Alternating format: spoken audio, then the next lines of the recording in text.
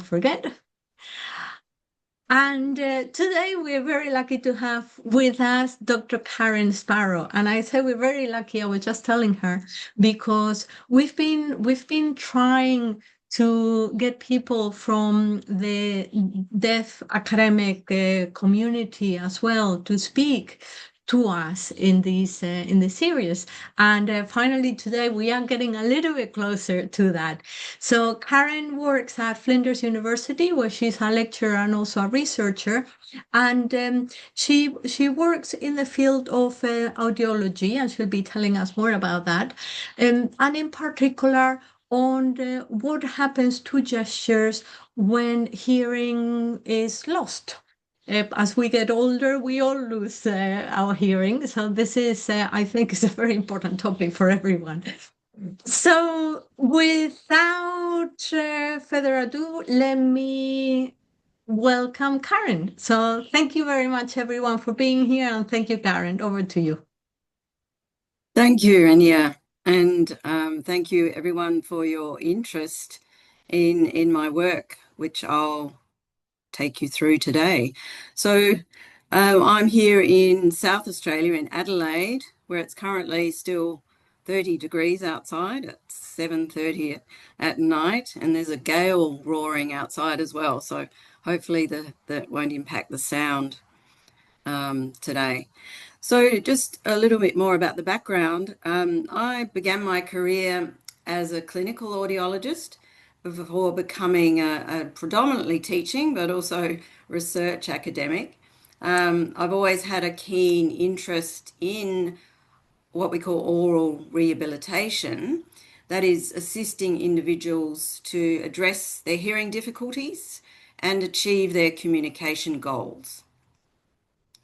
And I developed an interest many years ago now in analysing conversations involving adults with acquired hearing impairment. And that then led to an interest in non-verbal communication, in particular in gestures. So in my talk today, I'll talk about the background and explain why I've chosen, why I'm interested in exploring gesture and hearing impairment. So that's hearing loss, hearing impairment, as opposed to deafness. I'll take you through the research project which I conducted as part of my PhD, and I'll discuss the results and potential future directions. So by way of background, it is well accepted that participants in everyday face-to-face communication use auditory information, but also visual information to enhance and contextualize their spoken messages. So when an individual with hearing impairment exists, then they may need to rely a lot more heavily on that visual information, given the degraded auditory signal that they'll be receiving. Despite great advances in hearing technology, in hearing aids and cochlear implants, for example, we know that hearing device users still often experience difficulties understanding conversation, particularly in the presence of background noise. And lip reading as a source of visual information has been the subject of a lot of clinical work as well as investigation, research. But other types of visual communication cues, including things like facial expression, body posture, and gesture, haven't received as much research attention within the context of conversations involving hearing impairment, adults with hearing impairment. So if we look at gesture function for a moment, there is, as I'm sure you're aware, there's a consensus among researchers that co-speech gestures and speech are part of one integrated system, and that gesture has multiple functions, including both speaker-focused functions, so functions such as facilitating speech production, and supporting thought processes, as well as listener-focused functions, which include things like conveying information, directing attention or regulating turns, clarifying or highlighting aspects of a spoken utterance. And gesture has become an area, as we know, of specialised focus in a wide range of disciplines, but these disciplines also include communication disorders. And findings in communication disorders research do show that gesture has an important role in interactions between adults with communication difficulties, such as expressive or receptive aphasia, and their communication partners.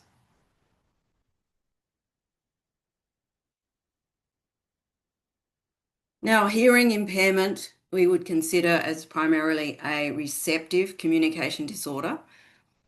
Adults with hearing impairment will often experience significant difficulties perceiving speech accurately and therefore understanding conversation. Hence, there is then an increased likelihood of breakdowns in communication, potentially leading to reduced conversational fluency. And it has been long held that the addition of visual information, such as I mentioned, lip reading cues, so we mean cues provided by the lips, the teeth, the tongue, the mouth, that these do tend to improve speech perception and help individuals with hearing loss reduce their residual communication difficulties.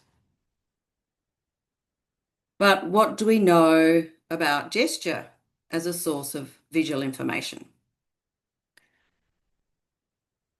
Visual speech perception, hearing loss and gesture as an area of investigation has received little attention.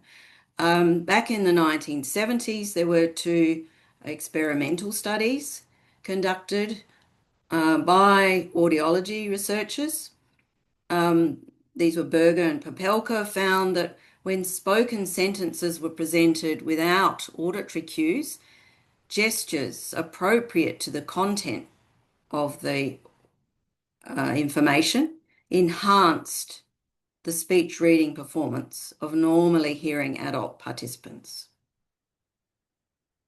So these authors then concluded that communication partners should be encouraged to use gesture, and that the communicative benefit of watching gestures should be emphasised to adults with hearing impairment. Until relatively recently, however, co-speech gesture in the context of adult hearing impairment has received little further research attention.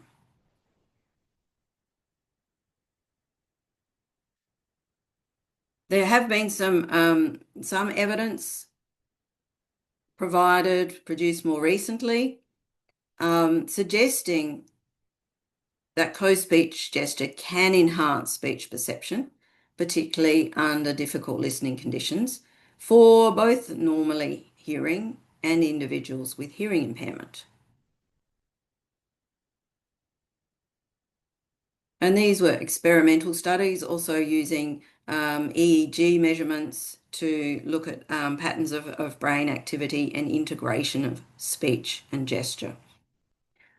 But it's also been found during the presentation of degraded speech that listeners could obtain greater benefit from iconic gestures combined with visual speech cues, in contrast to either the visual speech or gesture presented alone.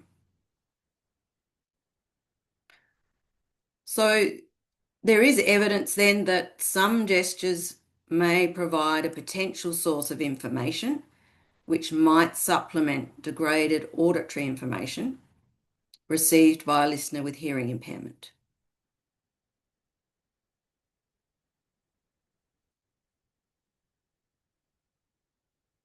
Now, in oral rehabilitation, it's interesting to note, important to note, that over recent decades, there's been quite a shift in the approach to oral rehabilitation. So this has moved from what we would call a sensory perceptual approach, that is using only hearing aid amplification to correct the sensory deficit, and often lip reading training. And this has moved to more of a communication, conversation-based approach. And in this approach, amplification is often included, so hearing aid fitting or cochlear implant fitting, but importance is placed on paying attention to the everyday functional needs of the individual and the individual very much in the context of their own lives. So the aim of the rehabilitation is to find ways of assisting communication partners, both with hearing loss and without hearing loss, to improve conversational fluency in the presence of those challenges imposed by the hearing impairment.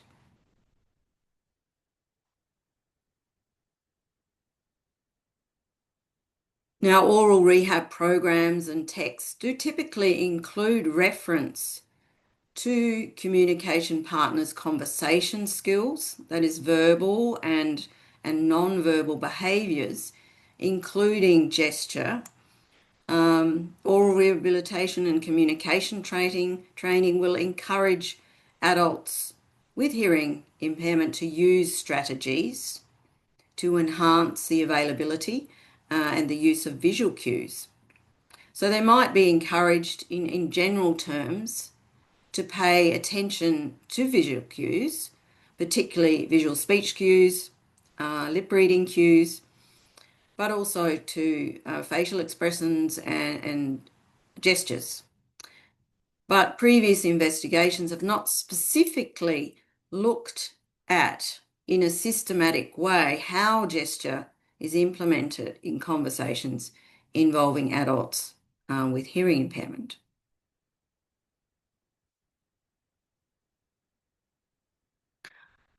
Now, in receptive communication disorders, there is and needs to be often a focus towards a communication partner's ability to enhance their communication, to actually assist the individual with hearing impairment to hear their message.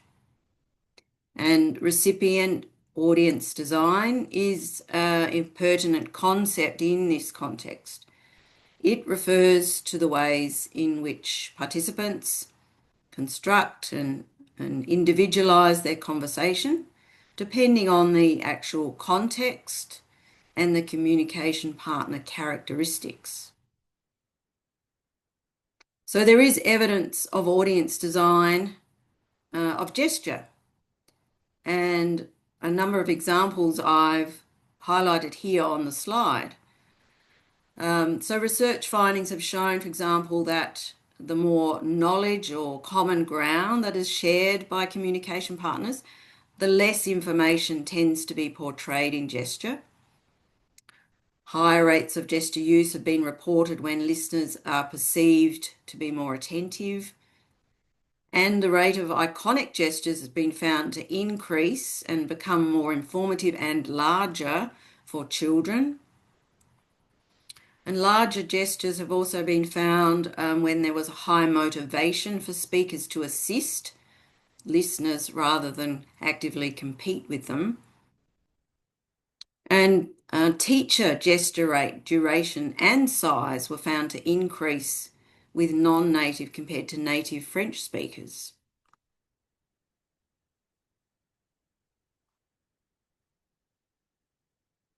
So we see there is evidence there that gesture can enhance speech perception and that communication partners modify gestures in response to perceptions of the particular needs and characteristics of an interaction.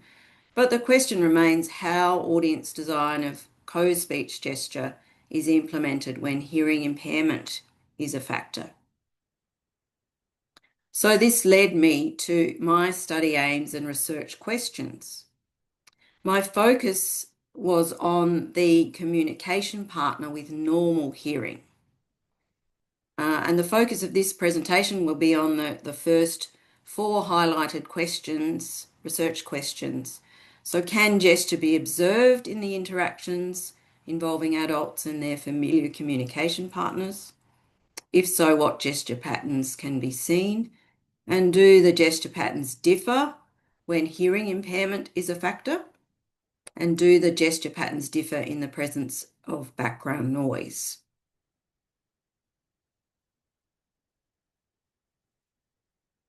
So this project consisted of 2 studies, the initial proof of concept, really establishing through an exploratory study, including 1 case study to determine if we could actually observe gesture and what patterns might emerge using the methodology that I'll speak about shortly.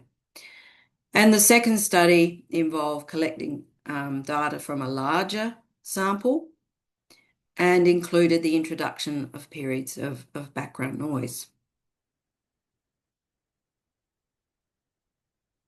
So adults with acquired hearing impairment of moderate to profound degree were recruited, and in each case the adults with hearing impairment were asked to identify 2 of their familiar communication partners with no hearing loss, also willing to participate. So all participants were required to be 70 years of age or younger and have English as their dominant language and not use sign language as a means of communication.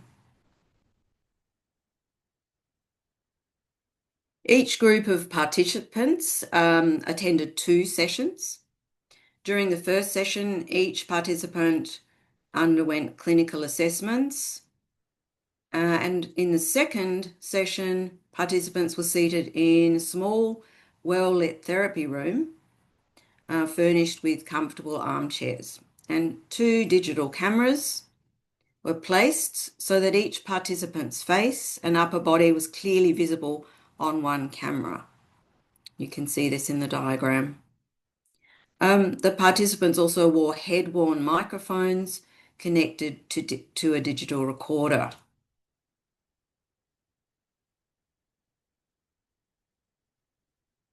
So the focus of the study then became the gesture production of one of the 2 normally hearing familiar communication partners, labelled as the principal communication partner or PCP.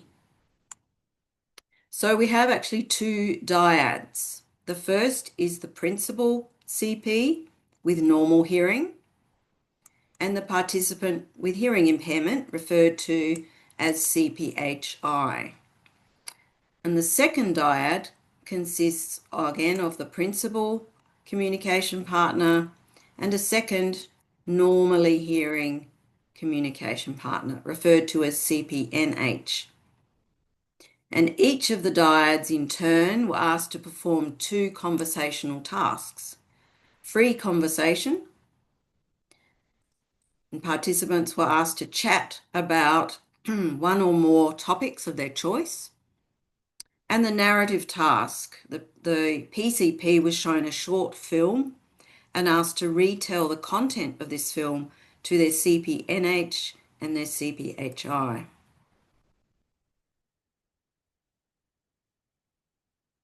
So for the transcription process, I use the transcription software called Elan. As you may know, annotations can be created in this software on multiple layers called tiers. And here in the slide underneath, you can see the media file. There are 5 layers of transcription here, including verbal, gesture stroke, gesture type, and gaze movements. The analysis then included calculation of the gesture rate per 100 words spoken. So gesture rates were calculated rather than absolute values to remove the potential impact of different speaking rates or different interaction times. And the gestures were identified and allocated into categories using McNeil's classification system, and also including interactive gestures as described by Bevalis et al. So we have iconic and metaphoric gestures, dyadic or pointing gestures, as well as the interactive gestures. Emblems were also included as a category, and I chose to look at gesture size and speaker gaze direction during imagistic gesture production. So imagistic gestures being the iconic and the metaphoric gestures. So in today's presentation, though, I'll focus on some key findings for frequency, gesture type, and size. So why look at size? As I mentioned earlier, audience design in gesture has been demonstrated to impact gesture size. So the suggestion here was that communication partners of adults with hearing impairment may aim to enhance their spoken message by increasing the size of their gesture. As a measure of size, previous researchers have used McNeil's division of gesture space to determine how many of the borders are crossed during the gesture stroke movement. So here on this gesture space diagram, which has been modified from McNeil's diagram, for example, you can see in green the movement of the right hand crosses 3 solid borders. There are, however, limitations to this method. For example, a large movement might be confined to one spatial area, as seen here in red, with an upward movement from the knee to above the shoulder, not moving across any solid borders. The diagram represents 2D space, and also the movement directly in front of a speaker will not be considered to have crossed any solid borders. So in my study, each iconic and metaphoric gesture was assigned to a category based on the number of borders crossed, but including the inner or dotted borders. This to better represent the gesture size. And a profile gesture space diagram, as seen here as well, was created to enable analysis of the movements in front of the speaker.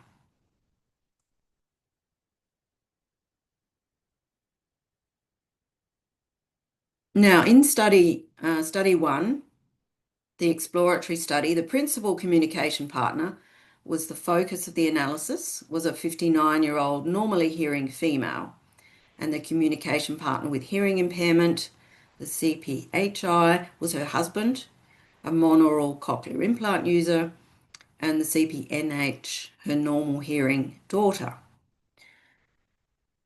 So I was able to demonstrate in this initial study that everyday interactional tasks could be used successfully to elicit gestures, and I was able to undertake the analyses as I described. So the graph here shows the gesture rate for PCP1 in the conversation and narrative tasks with her husband with hearing impairment in orange and her normally hearing daughter in blue. So as you can see, gesture rates were higher for the narrative task compared to the free conversation, and PCP1 produced gestures at similar rates with the communication partner with normal hearing and the communication partner with hearing impairment, indicating that she did not alter the overall frequency of gesture when communicating with her communication partner with hearing impairment. These graphs show the proportions of gestures by type, so results for the conversation task on the left and narrative task on the right. The gestures produced by PCP1 when interacting with her CPNH in blue and to her CPHI in orange. So we can see again that iconic gestures were the most frequently occurring type in both conversation and narrative. And and similar patterns in the distribution of gesture types used by PCP1 were found with the different communication partners, indicating that she did not modify the type of gesture used when communicating with the different communication partners.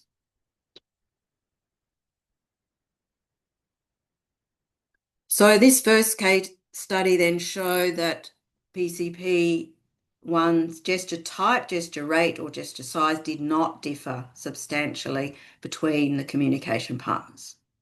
Therefore, an impact of hearing impairment was not found. It was noted that there were few, if any, communication breakdowns or repairs observed during the interactions. So little evidence of difficulty communicating. So the question still remained whether differences in these gesture characteristics might be evident when listening conditions were made more difficult. So study 2 involved a series of 6 case studies with introduction of periods of background noise designed to increase listening difficulty. So babble noise was introduced at 5-minute intermitting periods in the conversation and 2-minute in the short narratives. And samples of both quiet and noise periods were then analysed.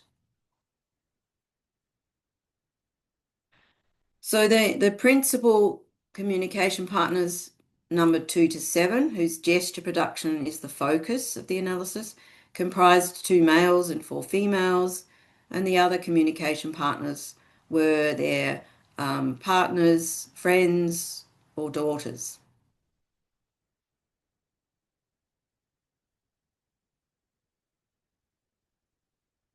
So first, the findings from the analysis of the quiet samples. The graph shown here shows the PCP's gesture rates in the narrative task with the CPHI in orange and with the normally hearing CPs in blue. We can see that there's variability between cases, but the total gesture rates were similar with the CPNH and the CPHI within all cases.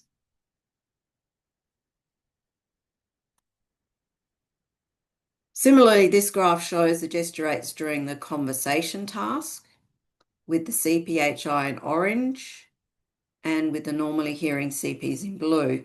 And here we can see that the overall gesture rates were higher with the CPHI than with the CPNH in half of the cases. So the orange bars are higher than the blue. And this suggests that some communication partners did increase the frequency of their gesture in response to the hearing status of their listeners. The table here shows each gesture type as a proportion of the total number of gestures produced in each free conversation. We see that the predominant gesture types were the imagistic, the iconic and metaphoric gestures, that is, the gestures which portray semantic content, and the interactive gestures. So there were not substantial difference here between the distribution of gesture types with the 2 communication partners in many of the interactions.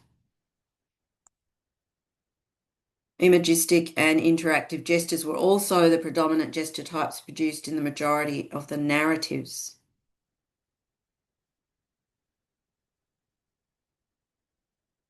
This graph shows imagistic gesture size by proportion based on the classification into 2 categories, small and medium large. So the blue bars show the proportions of small gestures produced with the CPNH dark blue and the CPHI light blue.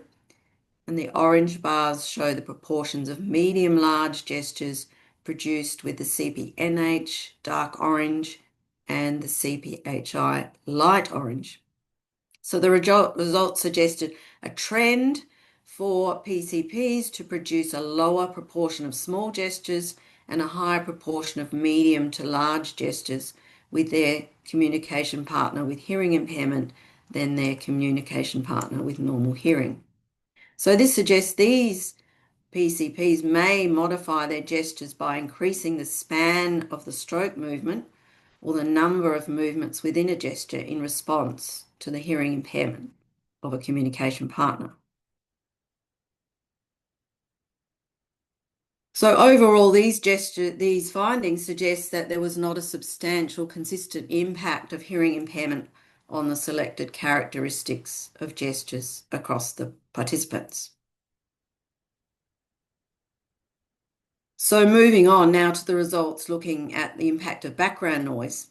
This graph shows PCP gesture rates in quiet versus noise with each of the communication partners.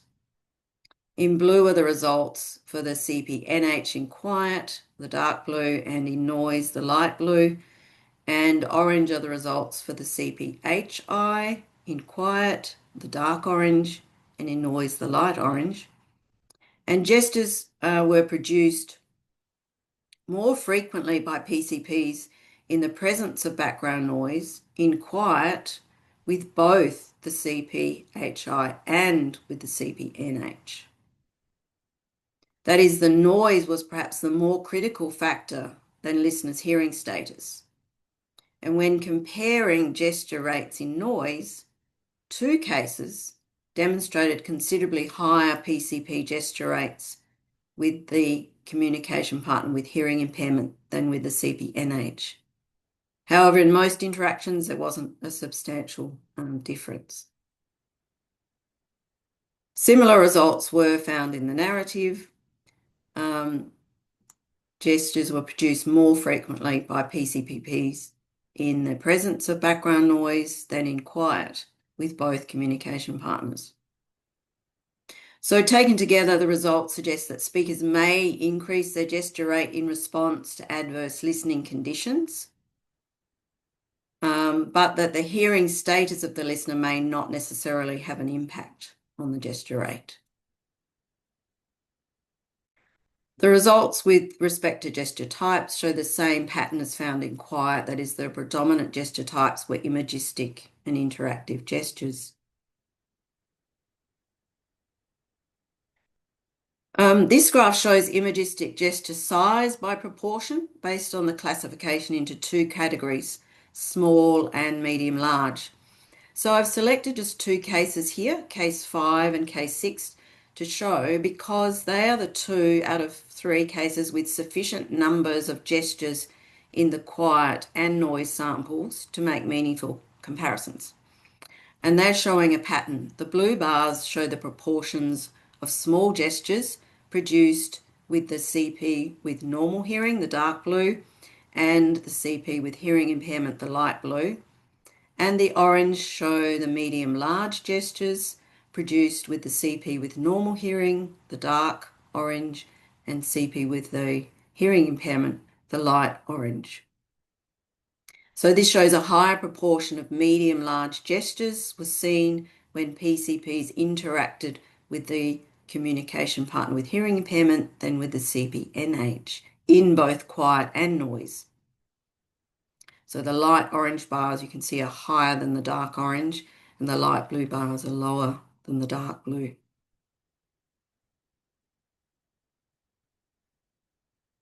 So the key findings here in noise were the fact that in these 2 cases, a higher proportion of larger gestures were produced with the CPHI than with the CPNH in quiet and in noise, suggesting that some individuals do produce larger gestures in response to the hearing impairment and independent of the presence of background noise.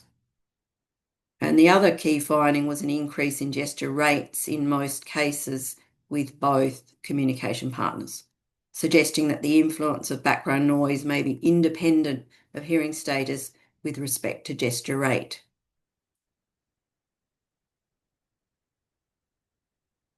So in summary then, the findings that support a possible influence of hearing impairment on gesture production were gesture rates being higher with the CPHI than the CPNH in some cases, and gesture size, a trend for a higher proportion of medium-large gestures with the CPHI, and a high proportion of medium-large gestures with the CPHI in quiet and noise in those two cases. And the findings that support a possible influence of background noise.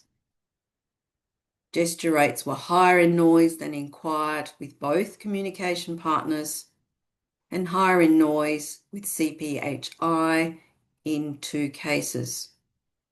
So overall, findings show considerable variability across the participants and thus provide limited support for the substantial impact of hearing impairment on the gesture frequency or the gesture characteristics in quiet or in the presence of background noise.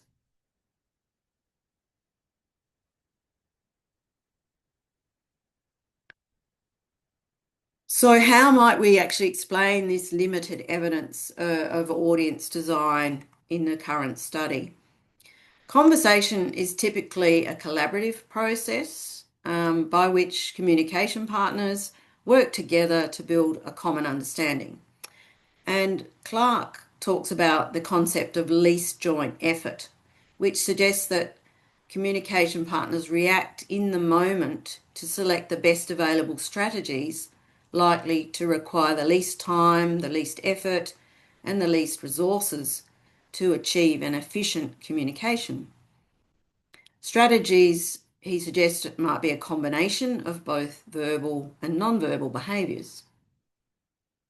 And remarks made by the principal communication partners during the recordings in this study suggested that they were aware that their communication partner with hearing impairment might experience difficulty perceiving speech, particularly in the presence of background noise. However, the communication partners may not have made global adjustments to their gesture production or their talk. Rather, they may have implemented specific modifications when additional effort was perceived to be warranted to maintain the flow of the conversation. This is consistent also with the notion of audience design that communication partners base their communication behaviours on not only existing knowledge and their understanding of a communication partner, but also on the context as it unfolds during the interaction, and that speakers will implement moment by moment dynamic modification of their communication behaviours as perceived necessary to facilitate an effective interaction. So such modifications may, we might suggest, depend on an individual's repertoire of communication behaviours. There's evidence in the literature that individuals will increase their vocal intensity in noise. This is known as the Lombard effect. And Trujillo and colleagues found that when a speaker increased speech volume in noise in an experimental study, they did not use gesture. So it's possible that individuals may favour an increase in volume over other strategies, and other strategies might be introduced subsequently if communication problems persist.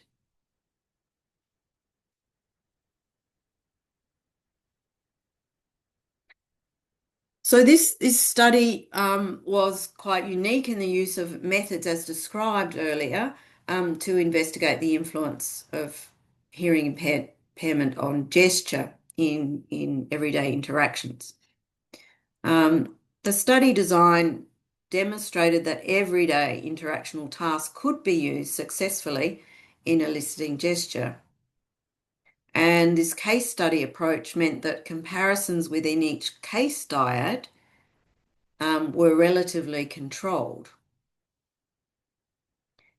In the free conversation task, the content was spontaneous in that no constraints were placed on the topics of conversation. And the strength of this is that it allows for the observation of reasonably natural interaction and the patterns of behaviour that result. There were, however, many potential variables not explored, could not be controlled, that may have impacted the gesture of participants and led to differences that we've seen between cases. For example, the individual tendency to gesture or not to gesture, the relationship between communication partners, that is how familiar they are with one another, and their prior knowledge and experience in communicating. Only a small number of gestures were produced during many of the interactions, and this restricted the power of the analysis to identify trends and reduce the number of valid comparisons possible. To obtain a greater number of gestures, future investigations could increase the length of the conversational samples in both quiet and noise, for example. And it should be noted that all the interactions analysed actually flowed without the need for requests for clarification. So no obvious breakdowns in the conversation or the requirement of repeats by either the CPNH or the CPHI.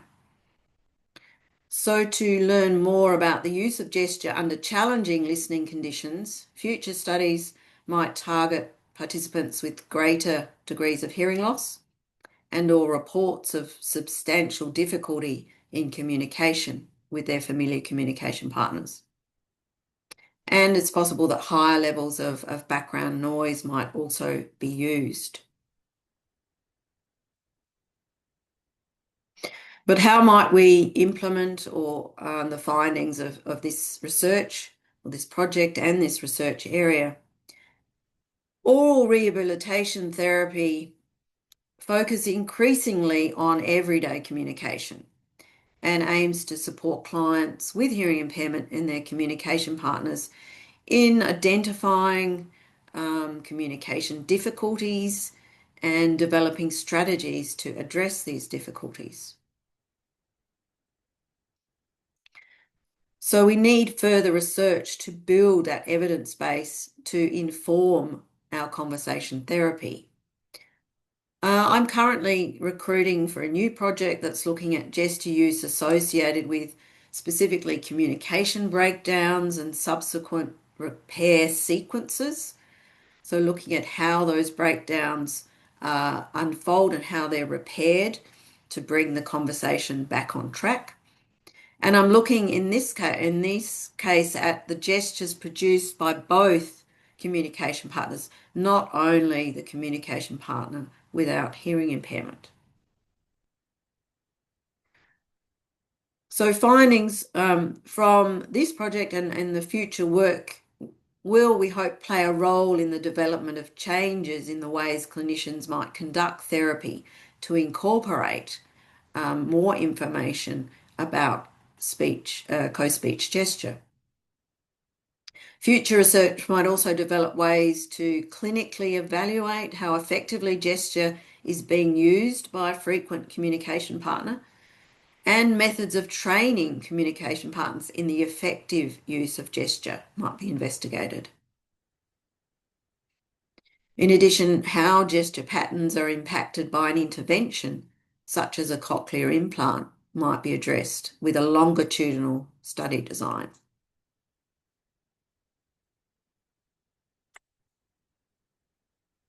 So in conclusion, we can see that this research direction takes communication and acquired hearing impairment out of purely the analysis of the verbal signal and adds the non-verbal behaviour of gesture to the analysis of conversation. And it presents an opportunity to further develop our approaches to oral rehabilitation to assist communication partners to enhance conversational fluency in the presence of the difficulties and challenges imposed by hearing impairment.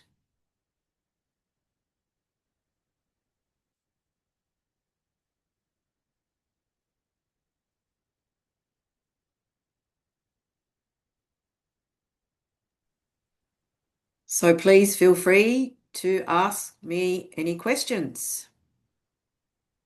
Thank you very much, Karen. And I'm just going to stop the recording.